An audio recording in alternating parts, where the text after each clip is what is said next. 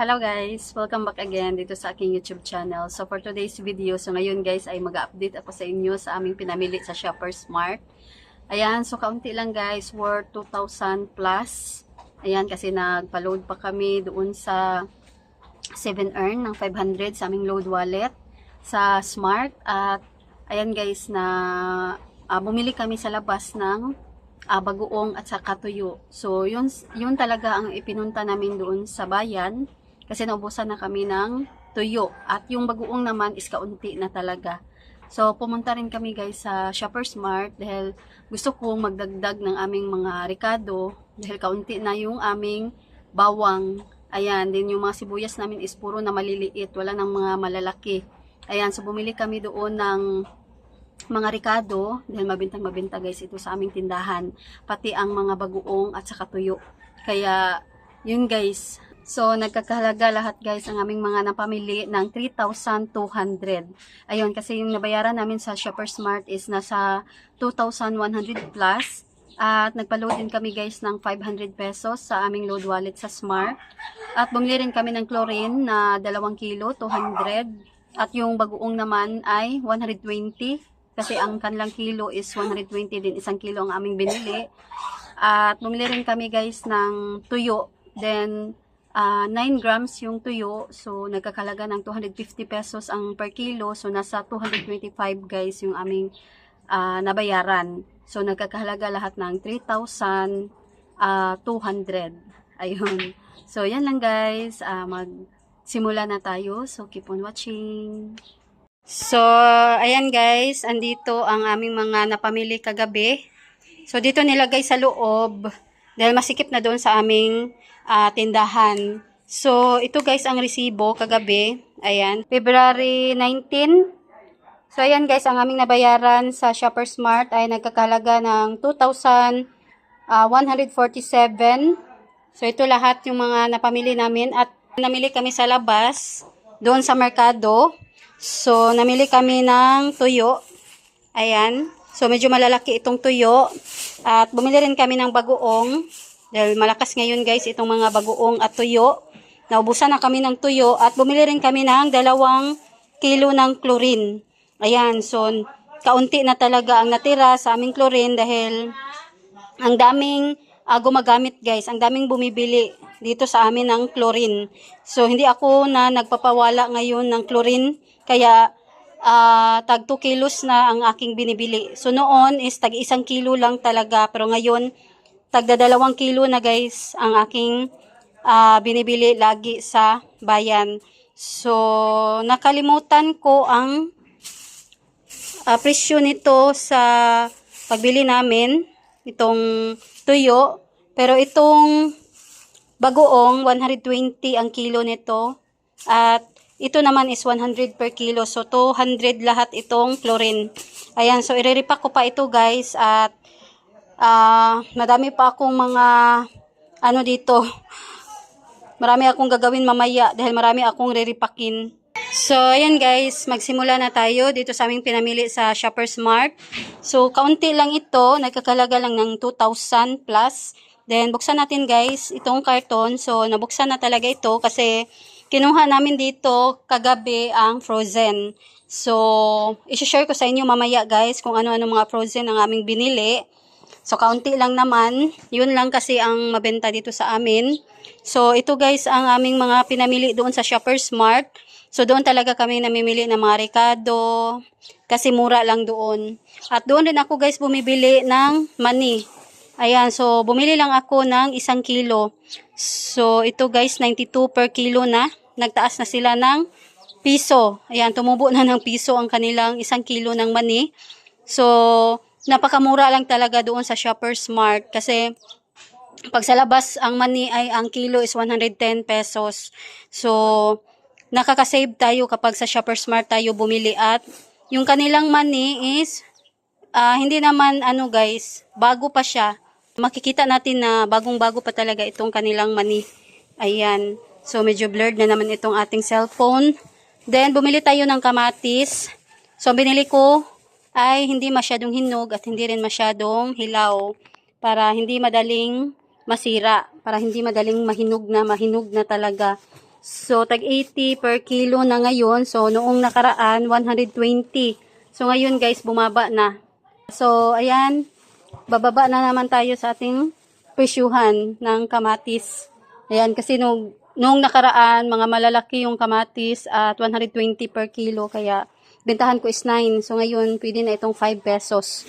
73 lahat ito guys. Then, bibilangin ko kung ilan ito lahat.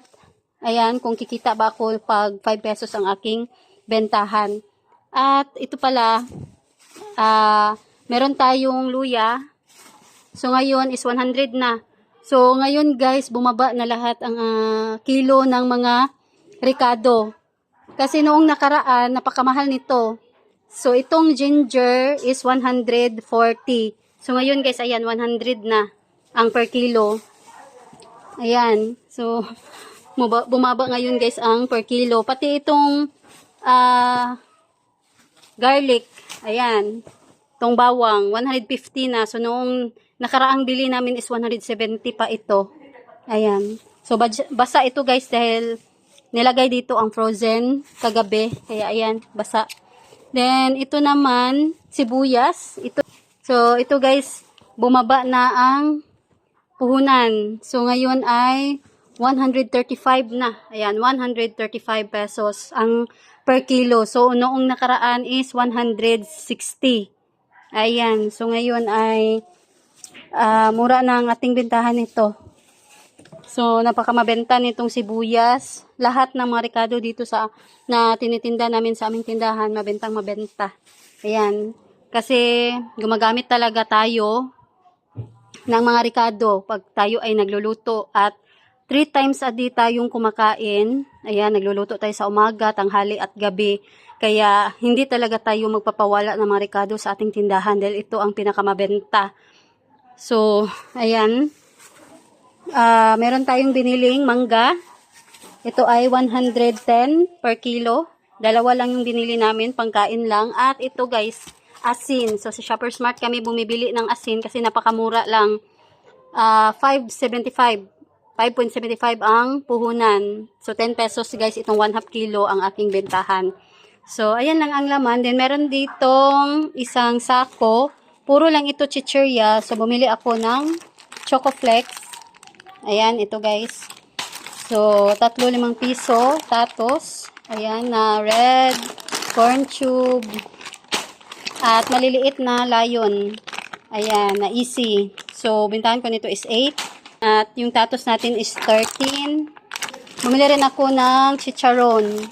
So, bentahan ko nito is 32 pesos. At merong halo-halo. Ayan, mabenta kasi ito guys. Then, masarap at malutong. So, 3-5 piso. So, ito pa, boy, bawang. Hindi ko alam kung magkano ito guys. So, titingnan ko pa sa resibo. Asa na ba yung resibo? So, andun pala yung resibo. So, titingnan ko pa guys. At meron tayo ditong easy na malalaki, 13. At ito Richie, 10 pesos. Then, bumili na naman tayo ng sampalok. So, medyo lumiit itong kanilang sampalok. Pero marami pa din namang bumibili dito sa aming tindahan. So, 2 pesos na ngayon guys yung bentahan ko nito. At ito, hindi tayo magpapawala nitong tabliya kasi marami ding maghahanap.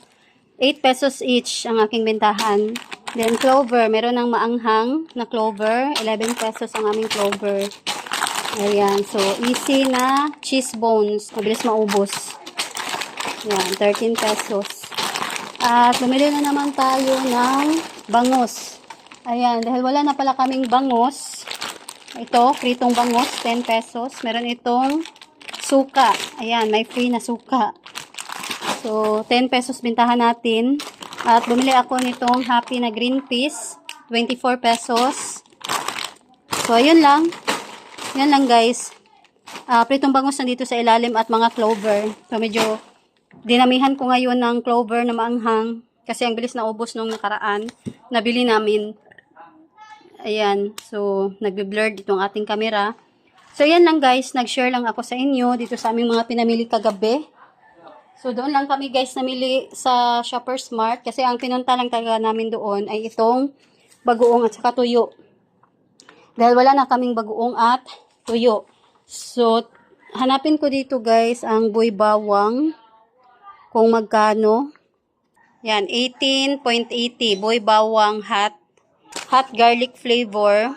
Yan, flavor. So, 18. So, nasa 19 na siya, guys. So, plus 5 ako. Then, 24 pesos ang aking bentahan. Hindi naman ito as in mabentang mabenta. Hindi naman araw-araw may bumibili. So, plus 5 ako nito, guys. So, 24 din. Gaya ng Happy.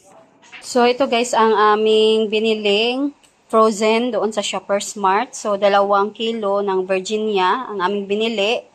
So, ayan. Isa lang yung nilabas ko, guys. Dahil andun yung isa sa aming freezer. Then, nabuksan na rin yun kasi meron ng mga bumibili.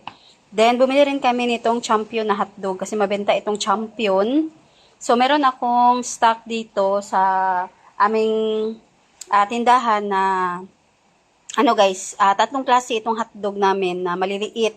So, itong Champion, Sunny, at saka Bonito. Ayan, Bonito hotdog. So, itong yung mga mabenta dito sa amin. Wala ako ngayong mga jumbo. Kasi ang hahanapin nila guys ay itong mga maliliit na hotdog. Then, ito naman, regular din guys, yung hinahanap dito sa amin na Virginia. So, bentahan ko nito is per piece. So, 10 pesos per piece ang aking bentahan. Then, yung jumbo naman ay 15. So, ngayon hindi na ako bumibili guys ng jumbo. Kasi medyo mahina na siya. Mas malakas talaga itong regular size. Kaya ito lagi kong binibili. So, mabentang mabenta ito guys. So, yung isang pack na binili namin is kalahati na lang ang natira. Andun sa freezer. Kaya, ayan, ito na lang yung kinuha ko. Isa na lang. So, 2 klase ng frozen ang aming binili. Kasama doon sa pinamili namin doon sa Shoppers Mart. So, ayan na guys, ito na. Yan lang, update ko sa inyo ang aming mga tinda dito na frozen sa aming tindahan at ito yung mabenta. So, ayan lang guys. Nag-share lang ako sa inyo sa aming mga pinamili doon sa Shoppers Mart. At ang mga item doon is napakamura lang. At itong mga pinamili namin is mabentang mabenta ito guys sa ating tindahan. So, ito guys, dapat meron tayong tindang mga ricado. Meron pa akong sibuyas dahon. Dapat meron tayong kamatis, ayan, sibuyas, bawang, luya. Yan ang mga importante talaga na ricado. Then, mani. Ayan. So, hindi ako nawawala ng adobong mani. So, ang tagal ko nang nagluluto ng adobong mani dito sa aking tindahan at ang laki ng kita. Ang laki ng ating kita sa ating adobong mani. So, yan lang guys. Dito ko na lang tatapusin itong aking video for today. So, sana ay nagustuhan nyo. So, yan lang. Thanks for watching.